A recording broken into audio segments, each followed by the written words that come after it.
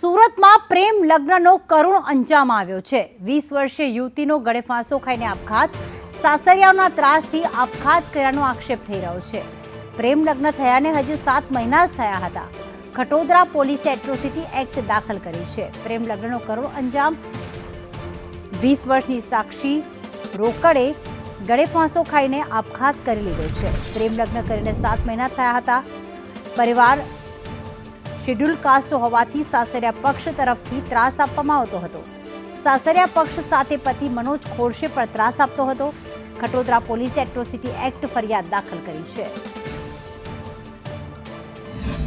સુરત શહેરના બતાર વિસ્તારમાં પ્રેમ લગ્નનો કરુણ અંજામ આવ્યો છે। માત્ર ને માત્ર 7 મહિનામાં જ પરિણીતાએ ઘરે ફાંસો ખાઈને આપઘાત કરી લીધો છે। પરિવારનો આરોપ છે કે સાસરિયા તરફથી અને પતિ દ્વારા સતત ત્રાસ આપવામાં આવતો હતો, તેથી માનસિક તણાવમાં આવીને આ પગલું દીકરીએ ભર્યું છે। ત્યારે પરિવારજન છે તેમની સાથે વાત કરીશું। मेरी लड़की थी वो।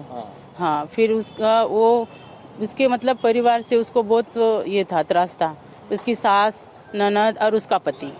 उसकी सास उसके पति को फ़ोन करके बुला लेती थी, भड़का देती थी, फिर ये उधर जाता था, उसको मारपीट करके निकल आता था, फिर वापस उसको अकेले को वहाँ पे छोड़ के घर पे आ जाता था उसके माँ के पास।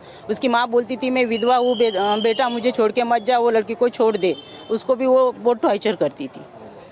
किस तरह से टॉर्चर करती थी? क्योंकि जाति भेद करती थी। वो बोलती थी कि हमारे जात में नहीं चलती, तुम लोगों की जात नीचे है, हम लोग मराठा है। उसके लड़के को बोलती है अपने में नहीं चलता है, इसको छोड़ दे, तू वापस आ जा। और मेरे लड़की को बार बार धमकी देते थे वो लोग कि हम उसको तुझे छोड़ देंगे। उसके माँ ने मेरे लड़की को फ़ोन करके बोला कि मेरे बेटे को तू छोड़ दे, हम लोग तुझे नहीं अपना सकते, मेरे बेटे के बगैर मैं नहीं रह सकती हूँ। तो फिर वो नहीं रह सकती उसके बेटे के बगैर, तो कोर्ट मैरिज करने के बाद ये कैसे रह सकती है? ये अन्याय नहीं है कि किसी के साथ भी कोर्ट मैरिज करो और 6 महीने रख के यूज़ करके छोड़ दो। उसको उसका ननद का, पति का और सास का त्रास था। वो लोग उसको हमेशा जातिवाद से गाली देते थे कि तू नीच जात की है, तू ऐसी है, तू ऐसी है।